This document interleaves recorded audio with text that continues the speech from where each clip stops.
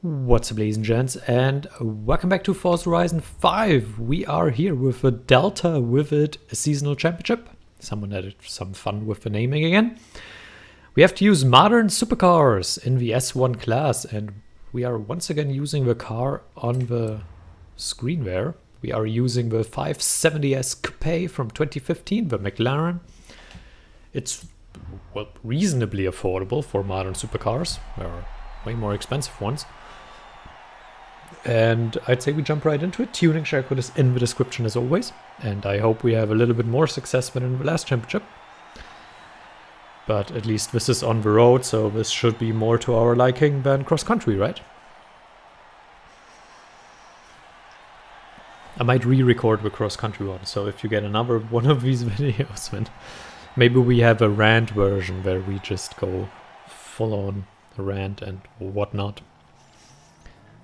Although it might be better to keep it civil. I don't know. I haven't decided yet.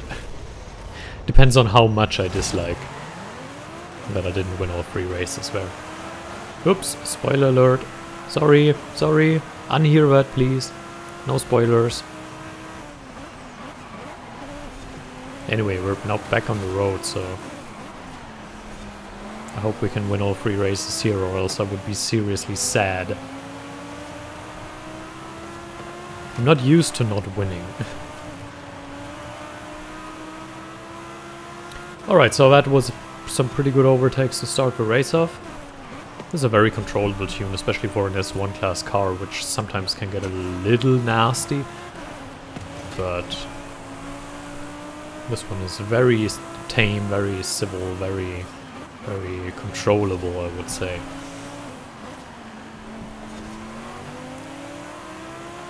We dart in already? No, we do it next corner. Switcheroo maneuvers here. Although I'm not entirely sure. Ooh, pressing ourselves through that. It was a tight gap, but we managed to fit right in. And press it in and press through. And we came out good on the other side. That was a little blip on the radar, let's call it that. I was just not paying attention for a moment. The 570S are obviously not a top-end McLaren, but in my opinion one of the prettier ones. But then again, it's just opinions. The McLarens, they lack a little flavor. They're no Lamborghinis, they're not as eccentric, they're more functional, I would say, more wind tunnel created and not as much flamboyancy. Well, not everyone likes flamboyant, but still. The Lambo has a little more something to it, something eccentric. You can technically drive a McLaren through the town, and people will look at it because it's still loud and really close to the ground and all of these things that supercars are. But you won't get quite the same amount of looks and quite the same type of looks that you get when you drive through with a Lamborghini. It's just different. We have, I think, 2 570S in town. I know of one for sure, and I'm not sure. I saw another one, but I'm not entirely sure if it's from the town or if it was just from the outside. But we have 570S in town, and yeah, it gets looks, of course, but certainly not to the amount and the type that you get with a Lamborghini. It's just different. But I still like it. I like the McLaren. Especially the 570S. It's probably one of my faves of McLaren.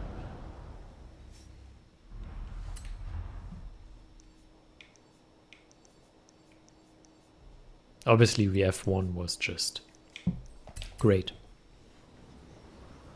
That was really a car that still had...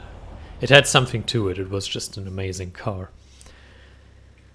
Also, what was the other? The P1 had a little something to it. 570S is actually reasonably similar to the Honda NSX. As far as the driving experience goes, especially when you use rather similar tunes and when they drive so similarly, it's crazy.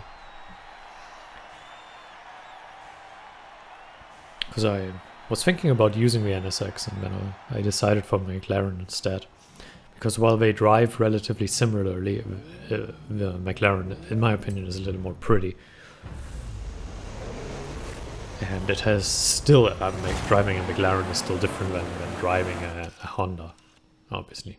Even if it's an NSX, it's still a Honda. So, there's just something to it.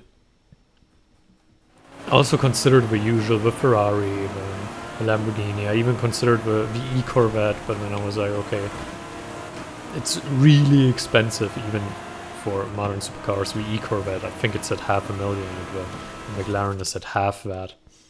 Let's get a Porsche photo as well. Heavy Artura is there as well. I didn't even see that. Oh, it's up front. Not a big fan of it. I don't even think I have it. I'm also not the biggest fan of it.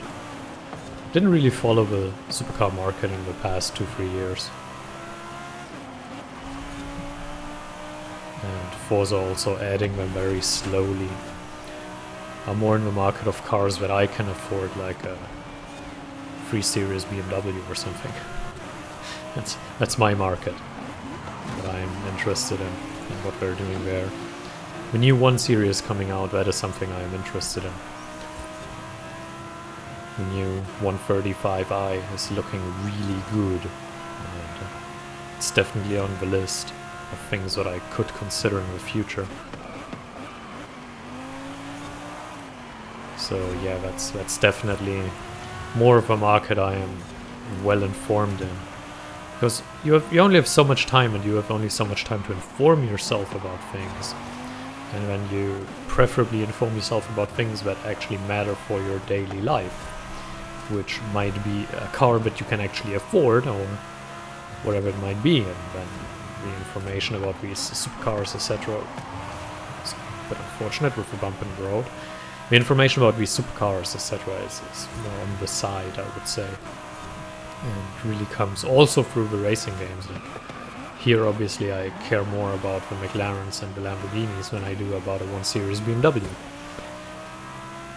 So that's kind of the difference. Even though if the races are suited for a 1 Series BMW, I wouldn't say no, but unfortunately the car is, as far as I'm aware, not even in the game. The old one, the old M1 is in the game, and one of the 140i's, I think, is also in the game. But apart from that, it's not really something that's in the game, especially not the recent one.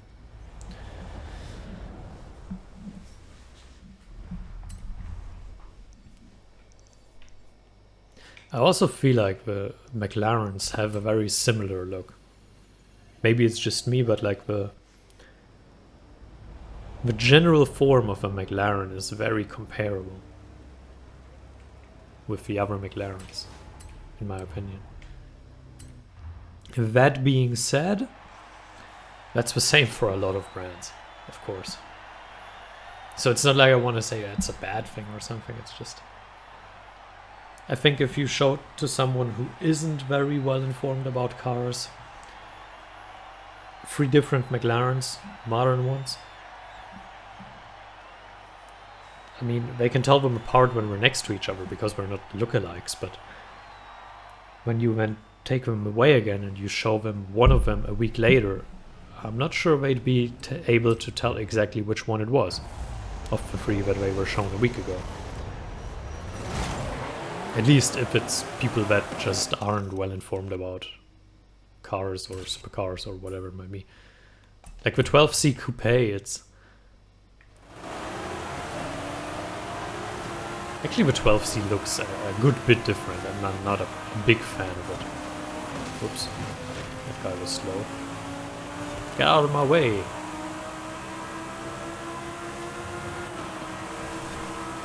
The problem you have with BMW And that is something I noted a couple of times before,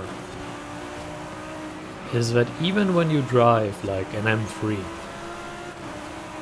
when you show it to regular people or you tell it to regular people, you get comments like, oh yeah, my dad is also driving a 3 Series BMW. And you're like, yeah, but he's driving a 318 and I'm driving an M3. You know? But like, that's obviously a very luxurious problem, but I've heard of people that bought an M3 that it just doesn't have the same external effect as driving like a Porsche does.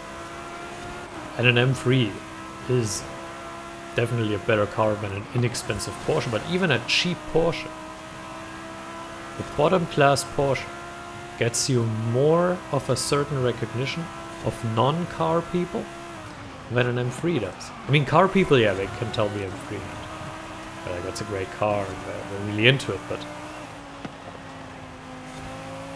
when you pick up your mother and she's like, yeah, you know, that's the same car my husband drives, right? No, it's not. Not really. Not quite. But hey, that's just... it's one of the perks. I mean, it depends on what you want. The cool thing about something like an M3 is it looks reasonably tame until you start flooring it. It's one of those things that looks like a regular car but kills Porsches, for example. And at the same time, it still has some practicality. The M3 Touring is, in my opinion, the best versatile family sports car to exist. It's like an RS4, just better, in my opinion. That was really a gap that Audi filled, that BMW has now also pushed into, and I think it's a really wise decision to have like a family saloon for people that have a lot of money to burn and that still want to have some fun and have something cool. So that mix, pretty cool in my opinion. That race went past reasonably quickly as well, so that championship was a lot more to our liking, with 3 wins, 60 points and the regular going. So that's cool, I like it. I like it a lot. Alright, so that puts us at 60 points. I hope you enjoyed it. I hope you can do it as well. And until next time, farewell.